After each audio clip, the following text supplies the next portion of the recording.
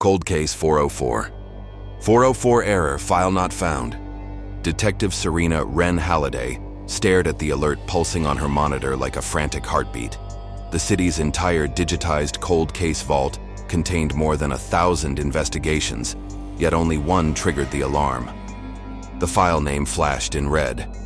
Case 2005-13 Ruin, a homicide never solved, its evidence boxes gathering dust long before the department scanned everything into the new archive. While the IT unit scrambled to trace the breach, a second notification popped up in her inbox. FYI, thought you'd want the latest. Attached was the very case file she had opened 2 decades earlier as a rookie. And abandoned, she reminded herself grimly, because every lead collapsed beneath misconduct she was powerless to expose. Someone had altered the PDF's metadata to today's date, stamped 3:04 a.m. The message was unsigned, but the implication was unmistakable. This isn't history anymore, it's a countdown.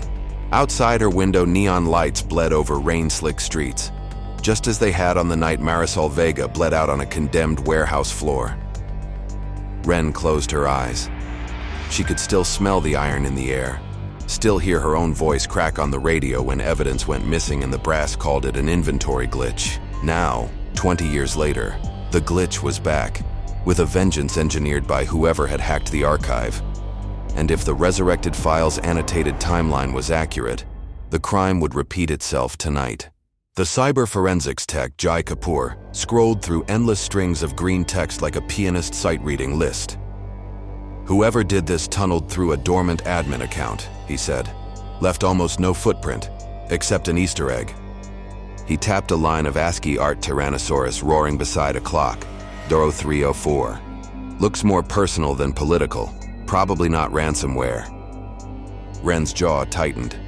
It's personal, all right. She printed the resurrected report, floor plans, crime scene photos, autopsy notes. The new version included fresh commentary in crimson font, obsessively circled timestamps, and a single phrase repeated in the margins. Ruin must be ruined. Ruin was the warehouse's street tag, she muttered. But whoever wrote this knows we called the victim La Ruina, the ruined one. Only insiders knew that. Kapoor cocked an eyebrow. Insider like a cop? Renn said nothing. She was already thinking of the one person who had inside access to both the case and her. Rowan Halliday, her child, a prodigy who learned to code before they could drive and stopped speaking to her after senior year. Rowan had once asked why Serena never pursued the dirty cop rumor, never pressed charges, never fought the bureaucracy that buried the truth. Renn had no answer, only a decorated career paid for with silence. Now silence was a luxury she couldn't afford. The warehouse on Gallowglass Street still leaned against the riverside like a drunk clinging to a lamppost. Its gut had been emptied, rezoned, and sold to developers twice, but both projects collapsed under mysterious cost overruns. The city finally wired it for demolition, yet the blast order stalled in court. Renn ducked beneath caution tape flapping in summer wind. Night seeped through broken skylights, pooling in corners where moss grew through concrete.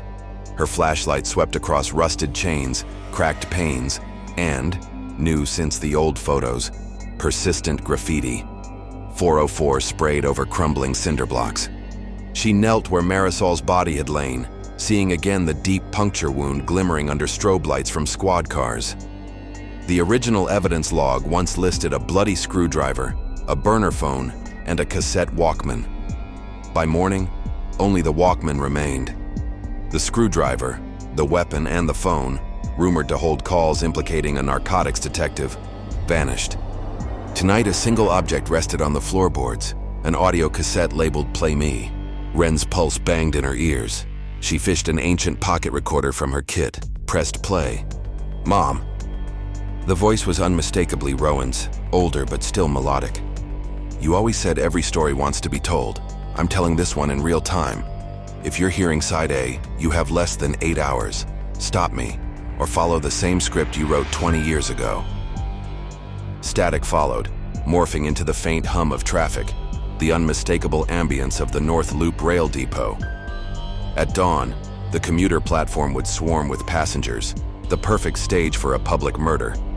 Back at headquarters, Renn hovered beside Kapoor's workstation as he decrypted a BitLocker on a second altered file that slipped into her inbox. A video game executable titled coldcase404.exe. He sandboxed it and launched. The screen flickered to pixel art, a detective avatar jogging across 8-bit cityscapes, chasing a red cursor labeled corruption. At each level, a timer counted down from 404 seconds. Failed to tag the cursor and the cityscape glitched into crimson static.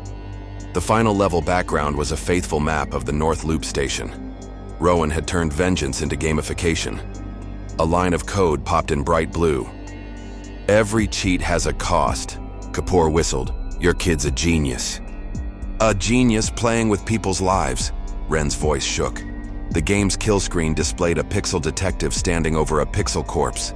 Above it flashed an address. 1014 Milner Street, her own apartment. Rowan was taunting her. "Catch the corruption or become it." Captain Ingrid Cho closed Renn's office door. "Cyber unit flagged you as possible insider," she said without ceremony. "Archive breach used your old passphrase." Renn cursed under her breath. "My credentials expired years ago." "Not if your kid guessed them." "Internal Affairs wants your statement." Renn slammed a palm on her desk. "IA sat on evidence in 2005, same as everyone else. Someone erased chain of custody logs for the screwdriver and phone. You think I'd hack us just to reopen my worst failure?" Cho's gaze softened. "No, but optics matter." "Optics?" Renn barked a laugh. "While we debate optics, Rowan might reenact a homicide at rush hour." Cho exhaled. "All right, you have provisional authority. Bring them in alive and find proof against whoever buried that evidence, even if they wear gold shield." Renn nodded. She knew exactly whose shield Cho meant. Retired Deputy Chief Lyle Branson, mentor, political juggernaut, and the last person seen near the evidence locker that fateful night. He lived in a gated estate now, untouched by scandal. But if Rowan's endgame was to expose Branson, the stage would be bigger than a train station. Dawn crept gray over the North Loop as Renn and a tactical team fanned across platforms.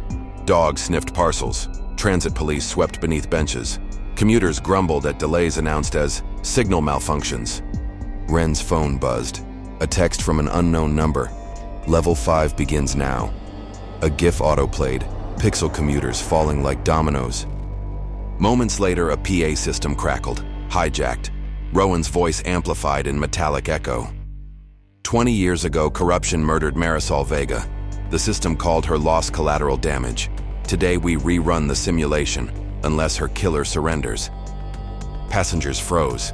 Renn seized a microphone at command post. "Rowan, this is Detective Halliday. The killer was never caught. Let me fix that, without more blood." Silence. Then the PA boomed a new demand. "Bring Lyle Branson to platform 404 in 1 hour." Platform numbers only went up to 36. Renn realized 404 referred to the abandoned maintenance spur beneath the station, a ghost platform sealed after a derailment. The perfect hidden theater. Branson's security detail balked at releasing him, but Captain Cho signed an emergency writ. 37 minutes later, Renn escorted the gray-haired titan down corroded stairs lit by flickering bulbs. Graffiti ghosts floated on tunnel walls. 404, 404, 404. At the platform, Rowan waited, hoodie up, face half lit by laptop glow. They held a switch in one hand, a screwdriver in the other, painted red. Nearby, a life-size cardboard silhouette of Marisol Vega stood taped to a steel column. Rowan's eyes shone with feral grief. "The weapon you lost, Mother. I 3D printed the lost handle pattern from old photos. Thought you'd appreciate the therapy." Branson sneered. "This is theater, kid." "Exactly," Rowan replied. "And you're the villain who exits stage left unless you confess." Renn stepped forward, palms raised. "Rowan, listen. Branson can't hurt you now. Let's go somewhere safe." Rowan laughed bitterly. "Safe? I called CPS after you worked 36-hour shifts high on caffeine and guilt. They did nothing. Corrupt systems protect themselves." Branson shifted. "I buried evidence, sure, because that phone compromised an undercover op. Needed more time." Rowan's grip tightened on the switch. Marisol never got more time. A timer beeped on the laptop. 60 seconds. Kapoor's voice crackled in Renn's earpiece. "Bomb signal detected. It's wired to tunnel lighting grid. Renn's heart thumped. She advanced another step. Rowan, do this and you become them. Don't let Branson make you collateral damage. Rowan's eyes glistened. Collateral, that like I was when you chose silence? Renn's throat clenched. I was wrong. Every day since I wished I'd fought harder. Let me fight now, with you, not against you. 20 seconds. Rowan's hand trembled. Renn saw their protection crumble, replaced by the frightened child she once held after nightmares. 10 seconds. Renn whispered, I'm sorry. She reached out. Rowan closed their eyes, thumb hovering over the switch. Branson lunged for an exit. Reflex kicked in. Rowan spun, screwdriver flashing. Renn dove, tackling Branson. The switch clattered to concrete. Kapoor's jammer cut the signal at 2 seconds. Lights flared, then steadied. No explosion. Rowan dropped to knees, sobbing with rage and relief. Renn wrapped them in shaking arms. Within hours, a task force armed with Rowan's hacked archive, resurrected logs, and Kapoor's forensics raided Branson's estate. Hidden safes yielded the missing burner phone and screwdriver, kept as insurance against political rivals. Audio files revealed calls ordering a cover-up to protect informants inside Marisol's community group, who were unwittingly laundering cartel cash for Branson's side hustle. Public outcry was swift. Branson's legacy crumbled, but the press also latched onto Rowan's terror stunt, while the department weighed charges. Captain Cho met Renn outside, holding rooms. We have to book Rowan for unlawful hacking and endangerment, Cho said quietly. But a sympathetic DA might offer diversion if they cooperate. Renn nodded. I'll see that they do, and I'll testify against Branson. Cho placed a hand on her shoulder. Took courage to break blue silence. I'll stand with you. Inside, Rowan sat, fingers drumming coded patterns on the metal table. Renn entered. IA is charging me for perjury on the old case, she said. I'll plead guilty, testify, whatever it takes. You won't stand alone. Rowan met her gaze, tears rimmed with weary defiance. I wanted you to own your failure, not ruin yourself. Accountability isn't ruin, Renn answered softly. It's the foundation we rebuild on. 6 months later, courtroom seats overflowed as Branson's trial began. Renn, in plain clothes, took the stand first, admitting to professional cowardice. The gallery buzzed, but she spoke without tremor. Her badge surrendered, reputation scorched clean. Evidence, physical and digital, stacked like damning bricks.